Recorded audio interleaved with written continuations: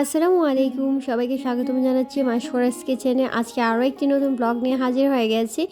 আজকে একেবারে গ্রামীণ ব্লগ নিয়ে এসে গেছি। আজকে কোনো রান্নার ভিডিও না। এদিকে হচ্ছে ভাই একটা নদী থেকে ফ্রেশ মাছ নিয়ে এসেছিলো, একেবারে জিতা মাছ যেটাকে বলে। এদিকে হচ্ছে বনু মাছটা কাটতেছিল, দেখতে পাচ্ছেন। আর হচ্ছে আমার বড় কাকি হচ্ছে ক্ষেত থেকে গিয়ে শাক সবজি নিয়ে এসেছিলো ফ্রেশ, ওনারা রান্না করবে। আর কিছু আমাদেরকেও দিয়েছেন। এখানে 2-3 রকমের শাক আছে, মিষ্টি আলু শাক, কুমড়ো শাক আছে, সবগুলো একসাথে মিক্স করে শুটকি দিয়ে রান্না করা হবে। এদিকে হচ্ছে আমার বড় কাকি ভাতটা রান্না করে ফেলছে। এদিকে হচ্ছে আমার বনু মাছটা কাটতেছিল। এর মধ্যে কিন্তু বৃষ্টি আসবে ভাব।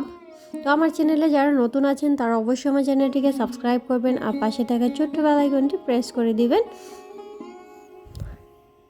আর সুন্দর সুন্দর কমেন্ট করবেন যেন আমি আরও নতুন ভিডিও আপলোড করতে পারি।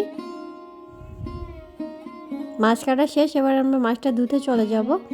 এর মধ্যে দেখেন ঘুরি ঘুরি বৃষ্টি হচ্ছে, বনু মাছটা ধুয়ে নেবে এখন।